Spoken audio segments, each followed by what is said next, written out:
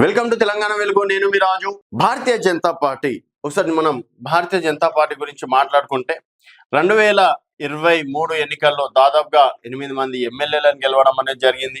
2024 MP ఎన్నికల్లో చూసుకున్నట్టయితే 8 మంది ఎంపీలను గెలిచింది. సో దాదాపుగా ఇక్కడ 54 నియోజకవర్గాలని కవర్ చేసిందని చెప్పేసి కూడా చెప్పుకోవచ్చు. తర్వాత 2025లో జరిగినటువంటి ఎమ్మెల్సీ స్థానాల్లో కూడా 2 ఎమ్మెల్సీ స్థానాలు 3 జరిగితే అందులో 2 భారతీయ జనతా పార్టీని గెలవడం అనేది జరిగింది. సో ఈ విధంగా 23, 24, 25 చూసుకున్నట్టయితే భారతీయ జనతా పార్టీ గ్రాఫ్ పెంచుకుంటూ పోయింది, కానీ ఎక్కడ కూడా తగ్గలేదు. తర్వాత తీరా చూసుకున్నట్టయితే జూబ్లీహిల్స్ ఉప ఎన్నికల్లో బోల్తా కొట్టింది.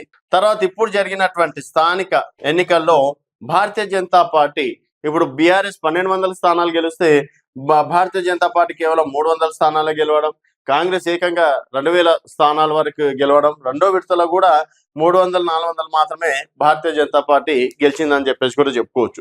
సో భారతీయ జనతా పార్టీ 2028లో అధికారంలోకి వస్తుందని చెప్పేసి అందరు భావిస్తున్నప్పటికీ ఇక్కడ ఉన్నటువంటి కొంతమంది నాయకుల వల్లనే భారతీయ జనతా పార్టీకి ఇలాంటి దుస్థితి ఏర్పడ్డది. సో ఇదే విధంగా ఉంటే రేపు ఎంపీటీసీ, జెడ్పీటీసీ ఎన్నికల్లో కూడా భారతీయ జనతా పార్టీ బోల్తా కొట్టడం ఖాయం. మరి 2028కి ఏ విధంగా సిద్ధం చేసుకుంటారు గ్రౌండ్ ని? ఆల్రెడీ రీసెంట్ గా మోదీ గారి సమావేశంలో, టీ బ్రేక్ సమావేశంలో కూడా ఇటు భారతీయ జనతా పార్టీ ఎంపీలని అసలు తెలంగాణలో ఏం చేస్తున్నారు, అధికారం కోసం ఏం గ్రౌండ్ వర్క్ చేస్తున్నారు, అండ్ ఇక్కడ ఉన్నటువంటి అధికార పార్టీ కాంగ్రెస్ ని ఏ విధంగా విమర్శలు చేస్తున్నారు, అండ్ మీరు చేసినటువంటి కార్యక్రమాలు ఏంది, ప్రజలకు ఎంతవరకు దగ్గర అవుతున్నారు, అండ్ కార్యకర్తలకు ఎంతవరకు భరోసా ఇస్తున్నారని కొన్ని కీలక విషయాలు కూడా మాట్లాడినట్లు కూడా తెలుస్తుంది. సో మరి రీసెంట్ గా అంటే జాతీయ కొత్త అధ్యక్షుడు విషయంలో ప్రస్తుతం భారతీయ జనతా పార్టీ బిజీగా ఉన్నట్టు కూడా తెలుస్తుంది.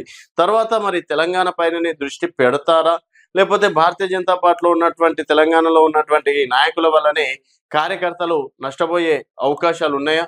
కేవలం కొంతమంది కార్యకర్తల వల్లనే తెలంగాణలో పార్టీకి ఎలాంటి పరిస్థితి ఏర్పడ్డదా? తప్పు ఎవరిదని చెప్పేసి మీరు భావిస్తున్నారు అనేది మీ అభిప్రాయాల కింద కామెంట్ రూపంలో తెలియజేయండి. ఎప్పుడైనా సరే ఇక్కడ గ్రౌండ్ పెరుగుకుంటూ వస్తే మళ్ళీ ఏకంగా గ్రౌండ్ తగ్గుకుంటూ వస్తుంది.